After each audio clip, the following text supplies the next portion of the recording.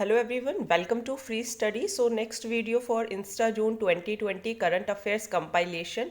ये हमारी 7th video है। 6 वीडियोस ऑलरेडी अपलोडेड हैं, आप चैनल की प्लेलिस्ट में जाकर देख सकते हैं। जून 2019 से मैंने सभी वीडियोस जो हैं, हर मंथ की कंपाइलेशन का वीडियोस जो हैं वो आपको प्लेलिस्ट में मिल जाएंगी। So if you are preparing for this coming exam UPSC जो कि आपका 4 अक्टूबर को है, तो आप वहाँ से देख सकते हैं। जून 2019 से सभी वीडियोस सभी मंथ की आपको करंट अफेयर्स का कंपाइलेशन मिल जाएगा। And even if you are preparing for 2021 तो आप जून 2020 से देखिए, ठीक है। एंड अभी यहीं से देखिए जून 2020 से, जब आपके ये सब कवर हो जाए तो आप बाकी के 5-6 महीने के वीडियोस और देख लीजिएगा, अगर आपको 2021 का एग्ज़ाम देना है तो, ठीक है। बाकी अभी जो एग्ज़ाम हमारा 4 अक्टूबर को है, तो उसके लिए आप जून 2019 से सभी करंट अफेयर्स का कंपाइलेशन की सभी वीडियो ज़रूर देख लें, नोट्स बना लें, सभी फुल फॉर्म्स लिख लें। जैसे कुछ फुल फॉर्म्स होती हैं आपको टॉपिक्स से रिलेटेड मिल जाती हैं, तो कभी कभी क्वेश्चन जो होता है वो फुल फॉर्म दे दी जाती है। जैसे मान लीजिए निर्विक दे दी, तो वो एक्सपोर्ट से रिलेटेड है, तो अगर आपको निर्विक की फुल फॉर्म आएगी तो फिर आप ऑप्शन भी टिक कर पाएंगे। तो कभी कभी आपके 1-2 नंबर हो सकता है इससे भी बन जाए, एंड 1 या 2 नंबर का भी बहुत वैल्यू होता है, ठीक है। इसके साथ साथ आप कुछ जैसे जो इंपॉर्टेंट पॉइंट्स होते हैं कि किस मिनिस्ट्री ने कौन सी स्कीम लॉन्च की है, कौन सा प्रोग्राम लॉन्च किया है, तो ये सब आप एक दिन बस पीडीएफ खोलें एंड नोटबुक के अंदर लिख लें। So it will be very much beneficial. आपको एक दिन ज़रूर लग सकता है ये सब लिखने में, या फिर आप daily daily half an hour निकाल कर ये सब लिख लें। आपके 10 या 15 दिनों के अंदर ही आपका हर मंथ का काम जो होगा वो रेडी हो जाएगा, एंड आपको बहुत मीन्स करंट अफेयर्स के जो क्वेश्चंस हैं उनको सॉल्व करने में बहुत आसानी मिलेगी। तो चलिए स्टार्ट करते हैं। And Japan to rename islands disputed with China. तो एक local council that is assembly of Ishigaki city southern Japan में है, उन्होंने वोट किया कि वो अपने एरिया का नाम बदलना चाहते हैं जिसके अंदर आइलैंड्स इंक्लूडेड है, एंड इन आइलैंड्स का डिस्प्यूट है चाइना एंड ताइवान के साथ। A move Beijing denounced as illegal and serious provocation. तो क्या है पूरा कहानी जानते हैं। व्हाट इज अप्रूव, तो एक प्लान अप्रूव किया गया कि जो एरिया है, जो टोक्यो कंट्रोल सेंकाकू आइलैंड्स हैं, मे बी इसके अंदर डायग्राम भी हो, हाँ है, तो आप बाकी आप अपने एटलस में जो भी आपके पास मैप बुक हो उसमें भी आप ये ज़रूर देख लें, हाईलाइट करके रख लें, and just revise it again and again, या 3-4 बार आप उसको देख लें। कभी भी मैप की बुक का भी आप मान लीजिए संडे का दिन रख लीजिए कि हम मुझे मैप देखने हैं, एंड हाईलाइटेड पॉइंट्स को देखते रहिए, ठीक है। तो जो सेंकाकू आइलैंड्स हैं जो कि टोक्यो कंट्रोल करता है, उसका नाम बदलने की बात हो रही है, as the Diaoyu from Tonoshiro to Tonoshiro Senkaku. क्या है पहले एरिया देखते हैं, फिर इसके बाद मैं आपको पूरी स्टोरी दोबारा से बताती हूँ। तो ये आप देख सकते हैं, this is the particular area, ये वो एरिया है। यहाँ पे आपको चाइना दिखाई दे रहा होगा, ये आपका जापान है, and this is the disputed Senkaku Diaoyu islands, ठीक है। इसका नाम सेंकाकू भी है एंड दियायू आइलैंड्स दोनों हैं, आइलैंड का नाम है ये। दिस इज़ योर तैवान, ठीक है, ये आपका तैवान है, यहाँ पे आपको दिखाई दे रहा होगा। मैं इसका कलर चेंज कर लेती हूँ। तो यहाँ पे आपको ये ताइवान दिखाई दे रहा होगा। यहाँ पर ये मैप में भी पूछा जा सकता है, ये आपकी ईस्ट चाइना सी है, ठीक है, पैसिफिक ओशियन में है। यहाँ पे आपका फिलीपींस है, तो ये एरिया आप ज़रूर देख लें। नाम ध्यान रखिए, डिस्प्यूटेड सेंकाकू या फिर Diaoyu islands. Now what is the issue, the inhabited islands, मतलब यहाँ पे कोई रहता नहीं है, and these are the centre of festering row. किसके बीच में, टोक्यो एंड बीजिंग के बीच में। टोक्यो किसकी कैपिटल है, टोक्यो आपकी जापान की कैपिटल है। बीजिंग किसकी कैपिटल है, चाइना की कैपिटल है। तो जो एंड इसके अलावा जो ताइवान है, ताइवान कह रहे हैं that the islands are the part of its territory. तो देखो तीनों क्लेम कर रहे हैं, यहाँ से आपका चाइना क्लेम कर रहे हैं, दिस इज योर चाइना, यहाँ से जापान एंड यहाँ से ताइवान, तीनों के तीनों इन आइलैंड के ऊपर क्या कर रहे हैं, अपना क्लेम कर रहे हैं। तो ये सेंकाकू आइलैंड्स ईस्ट चाइना सी में आपको दिखाई दे रहे हैं। जापान जापान एंड चाइना के बीच में है, and the Republic of China Taiwan के बीच में भी, ठीक है, ध्यान रखिए ताइवान को रिपब्लिक ऑफ चाइना भी कहा जाता है। एंड आर्कीपेलागो, इसके अंदर 5 आइलैंड्स हैं, 3 बैरन रॉक्स हैं जो कि 800 मीटर स्क्वायर से लेके 4.32 किलोमीटर स्क्वायर तक का उनका साइज है। So that is not important. Now what are the grounds for Japan territorial sovereignty over the Senkaku islands, क्योंकि ताइवान तो एक तरीके से रिपब्लिक ऑफ चाइना ही है, ठीक है, एंड चाइना तो है ही पीपल्स रिपब्लिक ऑफ चाइना। तो जो सेंकाकू आइलैंड्स हैं वो जापान की, they were not included in the territory which Japan renounced under Article 2 of the San Francisco Peace Treaty of 1951। 1951 में जब वर्ल्ड वॉर सेकेंड के बाद, वर्ल्ड वॉर सेकेंड तो 1945-44 में ख़त्म हो गई थी, लेकिन जो उस टाइम पे जो ट्रीटी हुई थी वो हुई थी 1951 में, सैन फ्रांसिस्को पीस ट्रीटी। उसके आर्टिकल 2 को जो जापान है वो रिनाउंस कर रहा है कि ये जो सेंकाकू आइलैंड्स है they were not included in the territory and that legally defined the territory, मतलब ये जो इन टेरिटरी में इंक्लूडेड नहीं किया गया है ये हम इसको नहीं मानते। आर्टिकल 3 में जो आइलैंड्स हैं वो यूनाइटेड स्टेट्स के एडमिनिस्ट्रेशन के अंदर रखे गए as a part of Nansei Shoto islands, and जो सेंकाकू आइलैंड्स हैं वो उन एरियाज़ में कवर किए गए जहाँ पे जो एडमिनिस्ट्रेटिव राइट्स हैं वो वापस से जापान को दी गई। एक एग्रीमेंट हुआ जापान एंड यूएसए के बीच में, and concerning the ryukyu islands and the Daito islands that entered into force in 1972। अब चाइना क्या कहता है? चाइना ये कहता है कि जो आइलैंड्स हैं वो एंशियंट टाइम से ही उनके टेरिटरी के पार्ट है, क्योंकि वो एक इम्पॉर्टेंट फिशिंग ग्राउंड है, एंड उनको जो ताइवान जो उनका प्रोविंस है, एंड चाइना का जो प्रोविंस है ताइवान वो उसको एडमिनिस्टर करता है। एंड ट्रीटी ऑफ सिमोनोसेकी भी हुई थी 1895 में, सीनो जापानीज वॉर के बाद, जिसके बाद जो ताइवान था that was ceded to Japan. And treaty of San Francisco हुई जिसके अंदर ताइवान जो था वो वापस रिटर्न किया गया, एंड चाइना ने कहा तो उस टाइम पे जो आइलैंड्स थे वो भी हमें रिटर्न कर दिए गए थे। तो एक तो 1951 में ट्रीटी हुई है सैन फ्रांसिस्को पीस ट्रीटी, ठीक है। देन आप ध्यान रखिएगा एक ट्रीटी हुई थी शिमोनोसेकी इन 1895 के अंदर, सीनो जापानीज वॉर, एंड उसके बाद ट्रीटी ऑफ सैन फ्रांसिस्को में चाइना का क्या कहना है कि ताइवान उन्हें रिटर्न कर दिया गया था, तो आइलैंड्स भी उन्हीं के ही पार्ट है। नाउ नेक्स्ट क्या है, जो सेंकाकू या जो दियाओ आइलैंड्स है वो चाइना का जो रोबस्ट एटीट्यूड है उसको शो करता है कि वो अपने टेरिटोरियल क्लेम्स जो है वो ईस्ट चाइना सी में भी रखना चाहते हैं, साउथ चाइना सी में भी रखना चाहते हैं, एंड इंडियन साइड में तो रखना ही रखना चाहते हैं। और भी इनके बॉर्डर, बहुत सारे बॉर्डर डिस्प्यूट्स हैं, चाहे वो आइलैंड या मैरीटाइम बॉर्डर डिस्प्यूट्स हो, ताइवान के साथ भी है, ब्रूने के साथ, Indonesia, Malaysia, Philippines, Vietnam, South China Sea, बहुत सारे इनके डिस्प्यूट्स हैं। इसके अंदर आइलैंड्स हो, रीफ्स हो, ठीक है, एंड जो स्पैरेटली आइलैंड्स हैं उसके साथ इनका इशू है with Vietnam, Philippines, Malaysia, Brunei and Taiwan. Paracel islands के साथ इनका इशू है that belongs to Vietnam. Scarborough Shoal के साथ इनका इशू है जो फिलीपींस का है। गल्फ ऑफ टोंकिन के साथ जो कि वियतनाम में है। इन सभी को आप क्या करेंगे, एटलस खोलिए, ये सभी आइलैंड्स आपको दिखाई दे जाएंगे, पैरासेल आइलैंड्स भी दिखाई दे जाएगा। आप वर्ल्ड मैप खोल लीजिए एंड उसके अंदर आप देखिए, ठीक है। Now Trump suspects H1B visa till year and, तो यूएसए ने डिसाइड किया है कि वो 60 दिन का बैन और लगाएंगे इमिग्रेंट और नॉन इमिग्रेंट वर्कर्स वीज़ाज पर टिल द एंड ऑफ 2020। ये जो बैन है ये मीन्स जो सभी न्यू H1B, H2B, J या फिर जो L वीज़ा कैटेगरीज है उन सभी पर मीन्स जो बैन है वो सस्पेंडेड ही रहेगा ये वीज़ा के ऊपर। And H1B, H2B, J and L visa holders या फिर उनके स्पाउसेस या चिल्ड्रन जो ऑलरेडी यूएस में प्रेजेंट हैं they will not be impacted, उन्हें इनसे फ़र्क नहीं पड़ेगा by the new worker visa ban. अब H1B, H2B, L and other visas कैसे काम करते हैं, तो क्योंकि IT के अंदर दे वांट कि उनके वहाँ पर लो कॉस्ट एम्प्लॉय मिले एंड हाईली स्किल्ड भी हों, तो यूएस जो है वो वीज़ा इशू करते हैं हर साल, एंड जिसके थ्रू कंपनीज जो हैं वो यूएस के बाहर से भी जो एम्प्लॉयज़ हैं उनको भेज सकती हैं to client sites. Now H1B क्या है, that is person is speciality occupation, मतलब यहाँ पे आपको पास स्पेशलिटी होनी चाहिए, हायर एजुकेशन की डिग्री होनी चाहिए। सो H1B। L1 के अंदर स्किल्ड वर्कर्स होने चाहिए एंड ट्रांसफ़र किए जाते हैं highly skilled workers to US 7 years के लिए। H2B food and agriculture workers होते हैं। J1 वर्क स्टडी जो समर प्रोग्राम्स मीन्स जो स्टूडेंट्स होते हैं उनके लिए, तो ध्यान रखिएगा H1B हायर एजुकेशन के लिए है, ठीक है। L1 जो है वो 7 ईयर्स के लिए highly skilled workers, H2B food and agriculture workers, J1 work study summer programmes.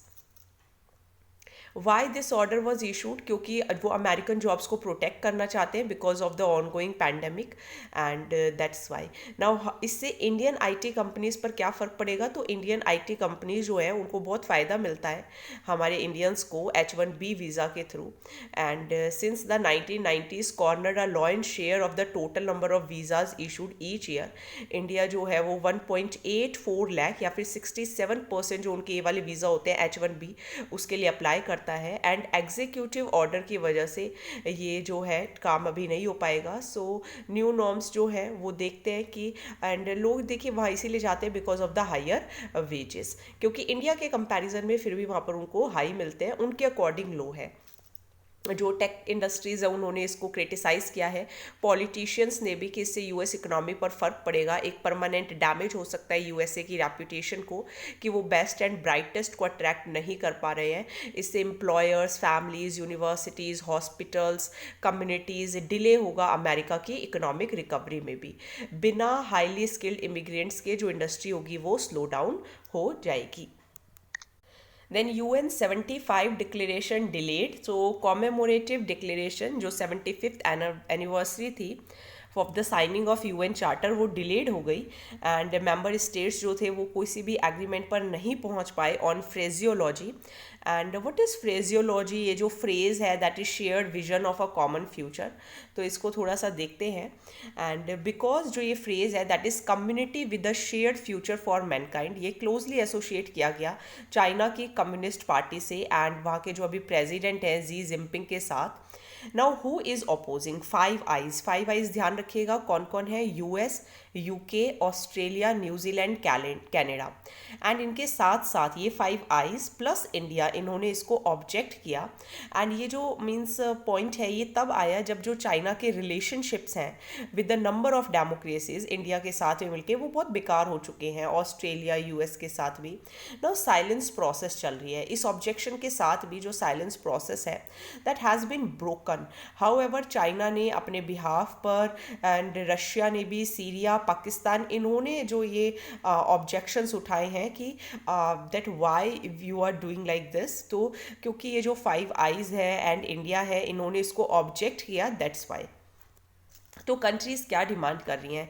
जो ऑब्जेक्टिंग कंट्रीज़ हैं मींस 5 आइज़ प्लस इंडिया, वो चाहते हैं कि जो रिजोल्यूशन है वो इस तरीके से पढ़ा जाए that we will work together with partners to strengthen coordination and global governance for the common good of present and future generations and to realize our shared vision for a better future। तो यहाँ पे phrase ध्यान रखिए, shared vision for a better future, ये UN charter के preamble में लिखा जाए, ठीक है। तो कंट्रीज ये डिमांड कर रही हैं।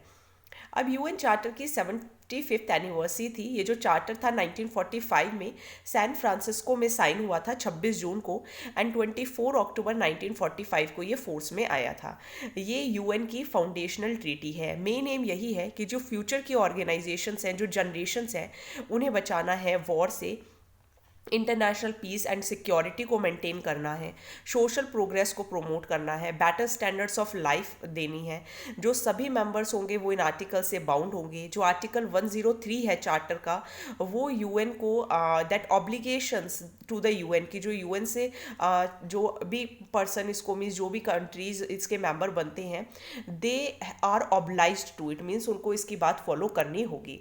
Now what is 5 eyes? तो 5 आइज़ एक इंटेलिजेंस अलायंस अलायंस है जिसके अंदर ऑस्ट्रेलियन, कनाडा और न्यूजीलैंड एंड यूके, यूएस भी है, तो इसको उकूसा एग्रीमेंट कहते हैं। ठीक है, तो क्या कहते हैं, उकूसा एग्रीमेंट। एंड ये जॉइंट कॉपरेशन है, 1946 में ये बना था। यूके एंड जो यूएस है उन्होंने एक तरीके से they agreed to an open exchange of intelligence. And उसके बाद ये एक्सपेंड हो गया जब चाइना ने भी, कनाडा ने इसको ज्वाइन किया 1948 में, एंड 1956 में ऑस्ट्रेलिया एंड न्यूजीलैंड ने। तो ये मैंने लिखा हुआ है, इफ़ यू आर, अगर आपको ये ठीक लगे तो आप ये लर्न कर सकते हैं। पहले US and UK 1946, then Canada 1948, then Australia and New Zealand in 1956। Now next is ASEAN states warned of South China Sea tensions. तो चाइना जो है वो अपने जो एक्सक्लूसिव इकोनॉमिक जोन्स हैं दूसरी कंट्रीज़ के, वहाँ पर अपनी प्रेजेंस को दिखाता रहता है। एंड मीन्स ऑलरेडी जो पूरी वर्ल्ड है वो कोविड-19 पैंडमिक से सफ़र कर रही है। सो यूएस ने कहा चाइना को कि बुलिंग बिहेवियर मत कीजिए। नाउ ये सेम पेज है। सो अब यहाँ पर देखिए आपको Paracel islands and Spratly islands आपको यहाँ पर भी मैं दिखा देती हूँ, डायग्राम आ गई है। तो अप्रैल के अंदर बीजिंग ने यूनिलेटरली डिक्लेयर कर दिया कि वो न्यू एडमिनिस्ट्रेटिव डिस्ट्रिक्ट्स बनाएंगे on the islands of troubled waterways, जिसके अंदर वियतनाम एंड फिलीपींस भी क्लेम कर रहे हैं। अप्रैल में वियतनाम ने कहा कि जो फिशिंग बोट्स हैं they were sunk by the Chinese maritime surveillance vessel. जनवरी में जो चाइनीज के बोट थे वो इंडोनेशिया को भी ट्रेसपास कर गए, उनके भी एक्सक्लूसिव इकोनॉमिक जोन में on the islands of Natuna. Now in incidents की वजह से वियतनाम एंड फिलीपींस जो है वो इनसिक्योर है कि ये चाइना जो साउथ ईस्ट एशिया है उसके अंदर क्यों बार बार आ जाता है। सो एक 9 डैश लाइन है जो कि चाइना यूज़ करता है कि इस 9 डैश लाइन की वजह से हमारा क्लेम है। And they were once again at odds with Indonesia claims की जो लाइन है उसका कोई इंटरनेशनल लीगल बेसिस नहीं है। नाउ सी दिस डायग्राम, ये आपको दिखाई दे रहा होगा, this is your China's 9 dash line maritime. ठीक है, यहाँ पे आपको ताइवान दिखाई देगा, these are your Paracel islands and ये हैं आपके स्प्रैटली आइलैंड्स, यहाँ पे आपका फिलीपींस है, this is your Spratly islands. And यहाँ पर आपको रीफ दिखाई देंगी। ओके, रीफ जहाँ पे चाइना अपने आर्टिफिशियल जो आइलैंड्स हैं उसको भी बिल्ड करने की बात कह रहा है। And these are Natuna islands, Indonesia. तो एक बार और आप अच्छे से मैप के अंदर देख लीजिएगा। नाउ मेन कंसर्न क्या है, जो आसियान है that is association of south east Asian Nations, वो रीजनल डिस्प्यूट्स को सॉल्व करना चाहते हैं पीसफुल मीन से। लेकिन ओवर द ईयर जो साउथ चाइना सी है उसके अंदर इतने मतलब डिस्प्यूट्स हो रहे हैं, सो उसकी वजह से जो आसियान है उसके भी इमेज पर फ़र्क पड़ता है। डिस्प्यूट क्या है, डिस्प्यूट टेरिटरी एंड सॉवरेनिटी पर ही है। ओशियन एरियाज किसके हैं, पैरासेल स्प्रैटली आइलैंड्स किसके हैं, किस, सो डजन्स ऑफ रॉकी आउटक्रॉप्स वहाँ पे हैं, एटोल्स हैं, सैंडबैंक्स हैं, रीफ्स हैं, स्कैरबोरोग शॉल है। सो दैट्स वाई जो चाइना है वो इसके ऊपर क्लेम करता रहता है। तो यहाँ पर देखिए इनके सभी के साथ थोड़े इश्यूज बताए गए हैं। जो चाइना है उसके पास लार्जेस्ट पोर्शन तो है ही टेरिटरी का, जिसे वो 9 डैश लाइन कहते हैं, जो कि हंड्रेड्स ऑफ माइल्स है साउथ एंड ईस्ट एरिया के अंदर। एंड वियतनाम जो है वो उनके साथ इशू किस चीज़ का है, वियतनाम के साथ इशू है, ध्यान रखिएगा, पैरासेल एंड स्प्रैटली आइलैंड्स का। ठीक है, वियतनाम उनको अपने मानता है, उनके पास डॉक्यूमेंट्स भी हैं। फिलीपींस जो है उसके साथ इशू है स्कारबोरोग शोल का, हुआंग आइलैंड का। Okay, then Malaysia and Brunei के साथ भी इश्यूज हैं। एंड जो एक कन्वेंशन ध्यान रखिएगा, यूनाइटेड नेशन कन्वेंशन है on the law of sea, but Brunei does not claim any of the disputed islands. लेकिन जो मलेशिया है वो क्लेम करता है कि स्प्रैटली में कुछ आइलैंड्स इनके भी हैं। तो चाइना के इशूज सिर्फ हमारे साथ ही नहीं, बाकी सबके साथ भी हैं। Now in 24 hours Palestine faces N existential threat. तो 24 जून को जो यूएन जनरल सेक्रेटरी जनरल थे एंटोनियो गुटेरस, उन्होंने वर्चुअल मीटिंग की यूएन सिक्योरिटी काउंसिल के साथ कि जो इजरायली एंड जो पैलेस्टीनियन कॉन्फ्लिक्ट है वो एक वाटरशेड मूवमेंट है। देखिए ये भी हमने काफ़ी बार किया है। एंड जो इजरायली है वो प्लान कर रहे हैं कि वो वेस्ट बैंक के कुछ पार्ट्स को एनेक्स कर लेंगे, जिसकी वजह से पैलेस्टीनियंस जो है वो थोड़े मतलब अलार्म्ड हो गए, and many Israelis and the international communities. तो ये जो एनेक्सेशन है इसे इंटरनेशनल लॉ का एक बहुत ही बड़ा सीरियस वायलेशन माना जाएगा। सो क्या करने की ज़रूरत है, he called upon Israeli government को कहा गया कि आप एनेक्सेशन ऐसे नहीं कर सकते, and middle east quartet, that is इसके अंदर है आपके US, Russia, European and UN, इनके साथ बात करके कुछ मतलब मीडिएशन निकाला जाए। तो इशू क्या है, इशू भी हम थोड़ा सा देख लेते हैं। इशू ये है कि जो इजरायली प्राइम मिनिस्टर हैं बेंजामिन बेंजामिन नेटन याहू, उन्होंने कहा कि वो जुलाई 1 को 30% जो ऑक्यूपाइड वेस्ट बैंक है उसको एनेक्स कर लेंगे, एंड इसके अलावा भी जो एग्जिस्टिंग सेटलमेंट्स हैं उनको भी ये एनेक्स करेंगे। सो जो एरियाज़ हैं उसके आसपास उसको भी एनेक्स कर लेंगे एंड रोड्स को असेस करेंगे। तो पहले थोड़ा सा एरिया देख लीजिए आप, ये आपका देखिए, ये आपका वेस्ट बैंक है, this is your West Bank, ये आपका इजराइल है, ठीक है, and this is your Syria, this is your Jordan, यहाँ पे आपका सिनाई, यहाँ पे है गाज़ा, ठीक है। तो गाज़ा स्ट्रिप भी आपको देखने को मिलेगा। तो ये आप इजराइल के अंदर अगर आपको देखेंगे तो यहाँ पे आपको थोड़ा सा जो ब्राउन कलर है या जो ग्रीन कलर है उसके अंदर आपको ये गाज़ा दिखाई देगा एंड वेस्ट बैंक दिखाई देगा। सो यही इशू है। थोड़ा सा और देख लेते हैं, what is annexation, international law में एनेक्सेशन का क्या मतलब है, एंड इजराइल अगर ऐसा करता है तो इसको इलीगल क्यों माना जाता है। तो इंटरनेशनल लॉ का मतलब होता है एनेक्सेशन मीन्स जब आप फोर्सिबली ज़बरदस्ती किसी की टेरिटरी को एक्वायर करें कोई भी state at the expense of another state. तो यहाँ पे जो इस तरीके का जो एक्ट है वो इंटरनेशनल लॉ के अंदर इलीगल है, एंड जो प्रिंसिपल है that is in admissibility of the acquisition of territory by force उसको ये वायलेट करते हैं। यहाँ तक कि जो ऑफिस है high commissioner for human rights का, उन्होंने भी कहा कि अगर इस तरीके का एनेक्सेशन होता है तो यूनाइटेड नेशन एंड जो जिनेवा कन्वेंशन के जो चार्टर है उनको उसका वायलेशन माना जाएगा। तो वेस्ट बैंक कहाँ है, तो वेस्ट बैंक मैंने अभी आपको दिखाया था, ठीक है। वेस्ट बैंक एक लैंडलॉक टेरिटरी है near the Mediterranean coast of Western Asia, and Jordan इसके ईस्ट में है, आप देख सकते हैं जॉर्डन इसके ईस्ट में है, एंड ग्रीन लाइन उसको सेपरेट करती है, and Israel on the south, यहाँ पे आपको देख सकते हैं कि जो इजराइल है वो इसके नॉर्थ में भी है, साउथ में भी है एंड वेस्ट में भी है। वेस्ट बैंक के अंदर वेस्टर्न डेड सी शोर भी है। डिस्प्यूटेड सेटलमेंट्स क्या हैं, कौन यहाँ रहता है, तो वेस्ट बैंक को जॉर्डन ने कैप्चर कर लिया था 1948 में जब अरब इजरायली वॉर हुई थी। इजराइल ने इसको वापस से जीता, 6 डे की वॉर हुई थी 1967 में। नाउ यहाँ पर 130 फॉर्मल सेटलमेंट्स हैं एंड इनफॉर्मल तो हैं ही। 4 लाख इजरायली सेटलर्स जो कि ज़्यादातर जियोनिस्ट है वो ये क्लेम करते हैं कि ये उनकी बर्थ राइट है, एंड वहाँ पर 26 लाख पैलेस्टीनियंस भी रहते हैं। नाउ कुछ टॉपिक्स पढ़ेंगे, इंपॉर्टेंट इंटरनेशनल इंस्टीट्यूशंस, एजेंसीज, फोरा, there structure and mandate, group of 7 club. दोबारा से देखिए G7 में कौन आता है, आसियान में कौन आता है, I5 कौन है, इनको भी एक पेज पर लिख लीजिए, ठीक है। तो G7 क्लब क्या है, एक आउटडेटेड ग्रुप ऑफ कंट्रीज इसको कहा, किसने कहा, यूएस प्रेसिडेंट डोनाल्ड ट्रम्प ने कहा, एंड उन्होंने कहा कि इस ग्रुप के अंदर इंक्लूड करो इंडिया को, रशिया को, साउथ कोरिया को एंड ऑस्ट्रेलिया को। तो G7 जो ओरिजिनली G8 था 1975 में बना था, अभी इसके अंदर देखिए कौन कौन है, Canada, France, Germany, Italy, Japan, UK and US.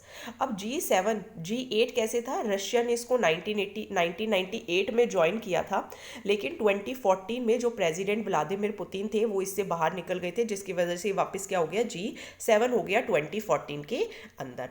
कैसे काम करता है, इसके अंदर वही लीडर्स होते हैं मेंबर कंट्रीज़ के, रोटेशनल बेसिस पर मीटिंग्स होती हैं, एनुअल समिट्स होते हैं, इनफॉर्मल गैदरिंग होती है 2 डेज तक चलती है, जहाँ पे ये इश्यूज डिस्कस करते हैं, ग्लोबल लेवल के मैटर्स को डिस्कस करते हैं, रिप्रेजेंटेटिव्स आते हैं, मेंबर्स आते हैं, डिप्लोमेटिक स्टाफ्स जैसे कि एम्बेसडर्स, ठीक है।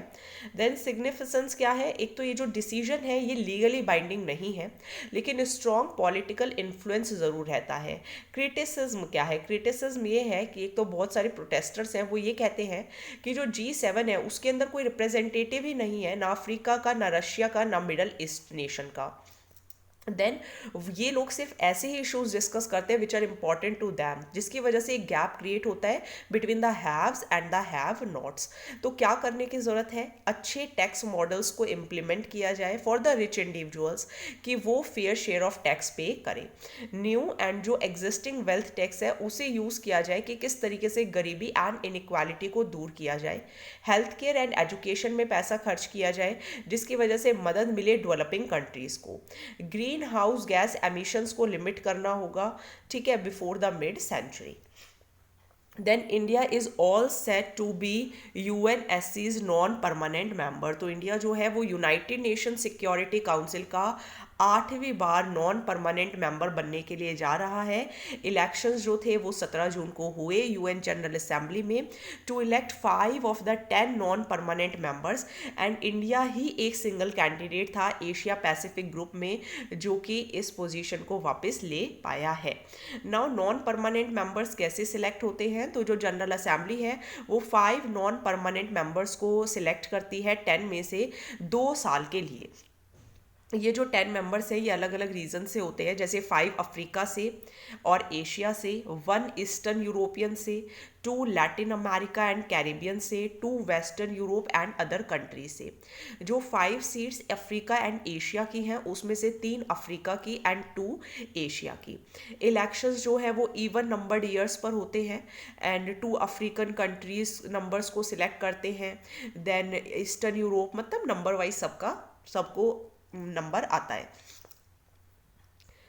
देन देखिए जो मतलब वोट्स कितनी लानी होती है, 2/3 वोट्स लेकर आनी होती है मेंबर्स प्रेजेंट एंड वोटिंग की। मींस अगर 193 मेंबर स्टेट्स हैं तो कम से कम 129 तो आनी चाहिए। 1975 में जब इंडिया एंड पाकिस्तान में कॉन्टेस्ट हुआ था तो 8 राउंड्स हुए थे लेकिन पाकिस्तान सीट जीत गया था। 1996 में इंडिया जापान से हार गया था। तो यूएनएससी है क्या जिसके लिए हमने सीट ली है? तो United nation security council UN का ही एक ऑर्गन है, इंटरनेशनल पीस एंड सिक्योरिटी को मेंटेन करता है, पीस कीपिंग ऑपरेशंस को इस्टेब्लिश करता है। 15 मेंबर्स है इसके अंदर, Russia, UK, France, China and US, ये इसके परमानेंट मेंबर्स हैं। दोबारा से ये भी आप कहीं पर लिख ले कि यूएनएससी में कौन कौन परमानेंट मेंबर्स हैं। नाउ रिफॉर्म्स क्या क्या है? रिफॉर्म्स ये हैं कि एक तो मेंबरशिप की जो कैटेगरी है उसको थोड़ा बदलने की ज़रूरत है। वीटो के जो क्वेश्चंस हैं जो परमानेंट मेंबर्स लगा देते हैं उसके बारे में सोचने की ज़रूरत है। रीजनल रिप्रेजेंटेशन के बारे में सोचने की ज़रूरत है।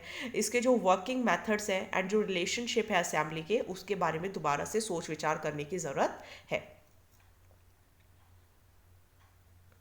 नाउ इंटरनेशनल क्रिमिनल कोर्ट, तो यूएस प्रेसिडेंट डोनाल्ड ट्रंप ने एक एग्जीक्यूटिव ऑर्डर इशू किया कि वो जो सैंक्शंस लगाए गए हैं इंटरनेशनल क्रिमिनल कोर्ट की इन्वेस्टिगेशन में जो इंडिविजुअल्स इन्वॉल्व हैं वो उसको एथोराइज्ड करते हैं। And for the war crimes इन अफगानिस्तान जो सेक्रेटरी ऑफ स्टेट है वो एसेट्स को ब्लॉक कर सकते हैं यूएस में आईसीसी एम्प्लॉयज़ को जो भी प्रॉब में इन्वॉल्व होंगे, एंड एंट्री को भी ब्लॉक किया गया है यूएस में ऐसे इंडिविजुअल्स को। केस क्या है? ICC prosecutor Fatou Bensouda, I am pronouncing the name wrong so please आप उसको इग्नोर करें। वो पॉसिबल क्राइम्स को इन्वेस्टिगेट करना चाहते हैं बिटवीन 2003 एंड 2014, एंड जो मास किलिंग्स भी हुई सिविलियंस की by the Taliban as well as the alleged torture of prisoners जो अफगान अथॉरिटीज़ करते हैं। तो आईसीसी ने सोचा कि वो इन्वेस्टिगेट करेंगे, प्रोसिक्यूटर्स प्रिलिमिनरी एग्जामिनेशन करके 2017 में उन्हें रीजनेबल ग्राउंड्स मिले कि जो वॉर क्राइम्स हैं ये कमिटेड है अफगानिस्तान में एंड आईसीसी को इनको जुरिस्डिक्शन है, आईसीसी इनको देख सकती है। लेकिन यूएस क्यों अपोज कर रहा है? क्योंकि मिस्टर ट्रंप रिपीटेडली अटैक कर रहे हैं जो हैग में बना हुआ हैग जो नीदरलैंड्स के अंदर है आईसीसी सेटअप को कि वो ये प्रोसिक्यूट करते हैं war crimes, genocide, crimes against humanity. तो वो मिस्टर ट्रंप इसको रिपीटेडली अटैक कर रहे हैं। वो उनका कहना है कि जो कोर्ट है उसका जुरिस्डिक्शन तभी होगा अगर मेंबर स्टेट अपनी एट्रोसिटीज़ को खुद से मतलब प्रोसिक्यूट नहीं करता, एंड यूएस गवर्नमेंट जो है वो कभी भी इस कोर्ट का मेंबर भी नहीं रही है। नाउ आईसीजे एंड आईसीसी में डिफरेंस क्या है ये हम ऑलरेडी कर चुके हैं। इंटरनेशनल कोर्ट ऑफ जस्टिस 1946 में बना था, इंटरनेशनल क्रिमिनल कोर्ट 2002 में बना है। International court of justice official court है यूएन का एंड वर्ल्ड कोर्ट इसे कहा जाता है, जबकि international criminal court ICC independent है एंड ये यूएन सिक्योरिटी काउंसिल से भी केस रिसीव कर सकता है। दोनों के जो हेडक्वार्टर है, लोकेशन है, वो हैग नीदरलैंड्स के अंदर है। आईसीजी के अंदर अगर पार्टीज एंड एडवाइजरी ओपिनियंस में कोई प्रॉब्लम होती है तो वो इसको देखते हैं। जबकि इंटरनेशनल क्रिमिनल कोर्ट के अंदर जो केसेस आते हैं वो कौन से आते हैं, आपके क्रिमिनल प्रोसिक्यूशन ऑफ इंडिविजुअल्स के, यहाँ पे सॉवरेनिटी, बाउंड्री, मैरीटाइम के आते हैं आईसीजे के अंदर। लेकिन आईसीसी के अंदर जेनोसाइड, क्राइम्स अगेंस्ट ह्यूमैनिटी ये भी केसेस आते हैं। जो आईसीजे है वो यूएन फंडेड है, एंड जो आईसीसी है उसको कंट्रीब्यूशन मिलते हैं स्टेट पार्टी से, वॉलेंट्री कंट्रीब्यूशंस मिलते हैं गवर्नमेंट से, इंटरनेशनल ऑर्गेनाइजेशन से। सो लोकेटेड है हैग के अंदर, एंड आईसीसी जो है वो कोर्ट है लास्ट रिजॉर्ट का for the prosecution of genocide, war crimes and crimes against humanity. ये पहला। सो जो कोर्ट का मैनेजमेंट है, oversight and legislative body, that is assembly of state parties, उसके अंदर 1 रिप्रेजेंटेटिव होता है हर स्टेट पार्टी से। एंड सबसे पहले ये देख लीजिए, ये जस्ट अ मिनट कि ये हैग नीदरलैंड्स के अंदर इसका मीन्स लोकेशन है। ये पहली permanent treaty based international criminal court है, एंड मोस्ट सीरियस क्राइम्स को ये देखते हैं। इसकी जो फाउंडिंग ट्रीटी है रोम स्टैट्यूट, वो जुलाई 1 2002 को फोर्स में आई थी, एंड इसको फंडिंग जो है वो स्टेट पार्टीज ही देते हैं, तो ये हम ऑलरेडी डिफरेंस में पढ़ चुके हैं। इसकी एक लेजिस्लेटिव बॉडी है असेंबली ऑफ स्टेट पार्टीज, जिसके अंदर एक रिप्रेजेंटेटिव होता है हर स्टेट पार्टी से। हर स्टेट पार्टी का एक वोट होता है, एंड एफर्ट यही लगाया जाता है कि डिसीजंस पर पहुंचा जाए थ्रू कंसेंसस, एंड अगर कंसेंसस नहीं हो पाता है तो फिर वोट से। जो असेंबली है उसके अंदर प्रेसिडेंट होते हैं एंड 2 वाइस प्रेसिडेंट्स होते हैं, जिन्हें 3 ईयर टर्म्स के लिए elected by the members to 3 year terms, 3 year terms के लिए इन्हें अपॉइंट किया जाता है। नाउ क्रिटिसिज्म क्या है, इनकी कैपेसिटी नहीं है कि ये सस्पेक्ट्स को अरेस्ट कर सके। इनसफिशिएंट चेक्स एंड बैलेंसेज हैं, एंड क्यों है, क्योंकि प्रोटेक्शन नहीं है अगेंस्ट पॉलिटिसाइज्ड प्रोसिक्यूशन और other abuses.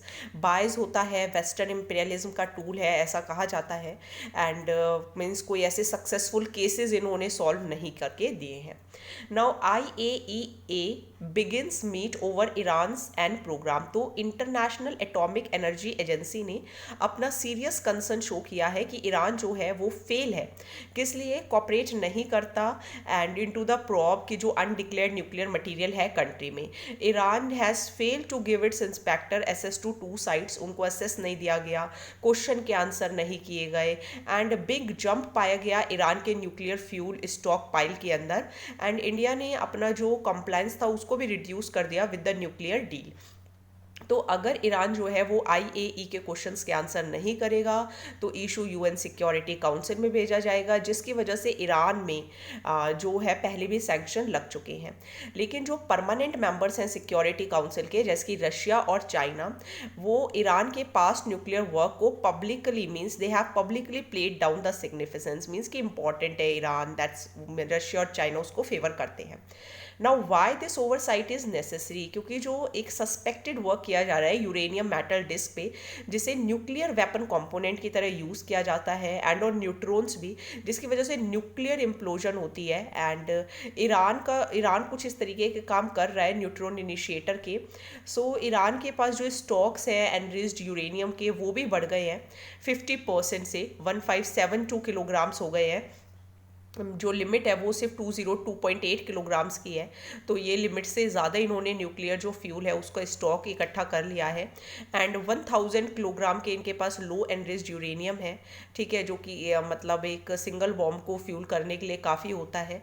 So that's why क्या JCPOA को दोबारा से रीइंस्टेट किया जा सकता है, तो ये क्लियर है कि 2015 का जो joint comprehensive plan of action था उसको सिंपली तो रीइंस्टेट नहीं किया जा सकता, एंड सिर्फ ईरान ही नहीं, ये means it has now made, इन्होंने बहुत ज़्यादा प्रोग्रेस कर लिया है न्यूक्लियर बॉम्ब कैपेबिलिटीज़ में इन द 2 ईयर्स, एंड वापस से अगर ये JCPOA के रिटर्न में आते हैं सो दोबारा से रिस्ट्रिक्शंस लगाई जाएंगी, एंड मीन्स गारंटी नहीं but guarantee full Iranian military nuclear capability in a very short period of time. तो सिंपल रिटर्न जो है वो हो सकता है, मीन्स दोबारा रेस्ट्रिक्शंस लगाई जाए, एंड अब आज से 3 साल के बाद हो सकता है जो थोड़ा सा कुछ सुधार आए। तो ईरान न्यूक्लियर डील क्या थी, तो ईरान ने न्यूक्लियर प्रोग्राम 2015 में एक मीन्स रेडी हो गए थे US UK Russia China France and Germany के साथ करने के लिए, एंड तेहरान ने एग्री किया था कि अपनी ये सेंट्रीफ्यूजेस डोजेस को कम करेंगे, एनरिच्ड यूरेनियम को कम करेंगे, जो कि न्यूक्लियर वेपन्स बनाने के लिए ज़रूरी होते हैं। तो JCPOA भी एक जॉइंट कमीशन है जिसके अंदर नेगोशिएटिंग पार्टीज़ होती हैं एंड ये रिप्रेजेंट करती हैं, मॉनिटर करती हैं एग्रीमेंट के इम्प्लीमेंटेशन को। यूएस इससे पहले ही बाहर जा चुका है ड्यू टू क्योंकि यूएस जो है वो टेररिस्ट जो है हमास एंड हिजबुल्ला, वो कहते हैं कि ईरान इनको सपोर्ट करता है। अब IAEA क्या है? ये वर्ल्ड का एटम्स फॉर पीस ऑर्गेनाइजेशन है, 1957 में बना था यूएन फैमिली के अंदर। ये रिपोर्ट देता है यूएन जनरल असेंबली को भी, सिक्योरिटी काउंसिल को भी। इसका हेडक्वार्टर वियना ऑस्ट्रिया के अंदर है। इसके बोर्ड ऑफ गवर्नर्स में 22 मेंबर स्टेट्स हैं जिन्हें जनरल कॉन्फ्रेंस के थ्रू इलेक्ट किया जाता है, जिन्हें 2 ईयर टर्म्स के लिए इलेक्ट किया जाता है एंड कम से कम 10 मेंबर स्टेट्स को नॉमिनेट करते हैं आउटगोइंग बोर्ड। हर किसी के पास एक वोट होता है एंड रिस्पॉन्सिबल है ये IAEA स्टैंडर्ड्स को पब्लिश करने के लिए। ठीक है, अपॉइंट करते हैं डायरेक्टर जनरल को subject to general conference approval. So ये थोड़ा लर्निंग है, आप इनको लर्न कर लीजिएगा। इनके प्रोग्राम्स ध्यान रखिए, programme of action for cancer therapy, human health programme, water availability enhancement programme, international project on innovative nuclear reactors and fuel cycles 2000। Now we will read about GISAID, that is, अब देखिए ये full form है, इसको आप लिख लीजिए। ठीक है, global initiative on sharing all influenza data. तो हो सकता है क्वेश्चन में ये आ जाए what is GICAID all about, and option में हो ऑल इन्फ्लुएंजा, तो आप उसको पूरे आपके नंबर मिल जाएंगे। ठीक है, सो दीज आर इम्पॉर्टेंट। तो चाइना ने रिलीज़ की है genome sequencing data for the corona virus, जो कि रिसेंट आउटब्रेक था बीजिंग में sorry, and it has share this data WHO and GSAID के साथ इन्होंने शेयर किया। डाटा क्या कहता है? That at least one of the strains tied the Chinese capital largest, जो उनकी होलसेल फूड मार्केट है, and had reportedly shown similarities to a strain found in Europe. And local जो कन्फर्म्ड इन्फेक्शंस हैं 5 consecutive days record किए गए 2 areas में, एक तो बीजिंग के अंदर एंड उसी का नेबर है हेबेई के अंदर। तो बीजिंग के अंदर 183 कन्फर्म्ड केसेस पाए गए जब से जो लास्ट वीक आउटब्रेक हुआ जिन फैडी मार्केट के अंदर, एंड जो सिचुएशन है वो तब से ही ग्रेव बनी हुई है। तो जीनोम सिक्वेंसिंग एक ऐसी टेक्निक होती है जब आप DNA के अंदर जो जेनरिक इन्फॉर्मेशन है उसको रीड कर सकते हैं एंड इंटरप्रेट कर सकते हैं, DNA की भी RNA की भी। नाउ ये इंपॉर्टेंट क्यों है कोविड-19 के जीनोम सीक्वेंस को समझने के लिए? क्योंकि जो SARS-CoV-2 जीनोम है इसके अंदर 30,000 बेस पेयर्स है एंड ये एक लॉन्ग स्ट्रिंग की तरह है, एंड 30,000 प्लेसेस जहाँ पे हर जगह 4 केमिकल्स आपको मिलते हैं, दैट इज न्यूक्लियोटाइड्स। ठीक है, तो थोड़ा साइंटिफिक टर्म्स है। ये जो लॉन्ग स्ट्रिंग है एंड कॉम्बिनेशन है न्यूक्लियोटाइड्स का, जिसको जीनोमिक सीक्वेंस कहते हैं। एंड अगर कोई इस वायरस के जीनोम सीक्वेंस की तरफ देखेगा तो उससे रिसर्चर्स को हेल्प मिलती है कि ये किस तरीके से फैला। एंड अभी तक 1000 कोविड-19 जीनोम्स जो है वो पब्लिश भी किए जा चुके हैं वर्ल्ड वाइड। तो इससे ट्रांसमिशन का जो रूट है उसको ट्रैक कर सकते हैं, ये देख सकते हैं कि कितनी क्विकली जो वायरस है वो फैल रहा है, एंड टारगेट्स आइडेंटिफाई किए जा सकते हैं, एंड रोल ऑफ को इन्फेक्शन को भी समझा जा सकता है। Now what is GSAID? सो ये 66 वर्ल्ड हेल्थ असेंबली 2008 में लॉन्च किया गया था। 2010 में जो फेडरल रिपब्लिक ऑफ जर्मनी है वो इसका ऑफिशियल होस्ट बन गया, एंड ये एक पब्लिक प्राइवेट पार्टनरशिप है। 2013 में यूरोपियन कमीशन ने भी इसको रिकॉग्नाइज किया कि एक रिसर्च ऑर्गेनाइजेशन है प्रीडेमिक्स कंसोर्टियम के पार्टनर के थ्रू, एंड ये जो जूनोटिक वायरसेस होते हैं इनको प्रिवेंट करने में हेल्प करेगा। सो जो इनिशिएटिव है इससे जो डाटा है वो मिल सकता है free of charge to all individuals. So thank you so much, आज हम इतना ही करेंगे एंड विद इन 4 डेज़, क्योंकि मेरा टारगेट यही है कि मैं आपको 50 जो स्क्रीनशॉट्स है वो पर डे करा रही हूँ। सो 200 स्क्रीनशॉट्स और बाकी हैं, उसके बाद एक आपको जो प्रीलिम्स फैक्ट्स फॉर प्रीलिम्स है उसका वीडियो और मिलेगा। So after that we will start with July current affairs, तो उसको भी करने में हमें अराउंड 10 या 15 डेज़ लग जाएंगे। तो 25 जुलाई तक आपका जून एंड जुलाई के करंट अफेयर्स सभी कंप्लीट हो जाएंगे। ठीक है। इसके बाद अगस्त के और मैं आपको कराऊंगी, ठीक है।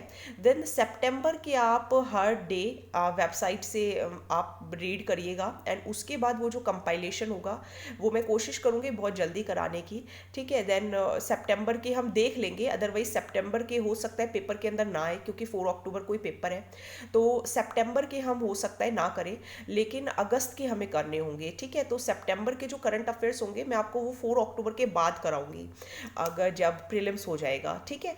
सो सितंबर के हम छोड़ देंगे, एंड सितंबर के 15 डेज तक जो डेली करंट अफेयर्स होते हैं वो कहीं ना कहीं हम उसमें वो आपको कराने की कोशिश करूंगी, ठीक है। बाकी देख लेंगे, अभी टाइम है, अभी तो देखते हैं कि एग्ज़ाम का भी क्या रहता है, एंड मोस्ट प्रॉब्लली तो तभी होगा, बट स्टिल फिर भी आप अभी हम कुछ नहीं कह सकते, तो हो सकता है हमें सितंबर के भी करने पड़ जाए, तो इसीलिए थोड़ा फ्यूचर के लिए छोड़ देते हैं, अभी जो चल रहा है आप उसी को रिवाइज कीजिए, ठीक है। वीडियोस को शेयर ज़रूर कर दीजिएगा, ठीक है। Thank you so much.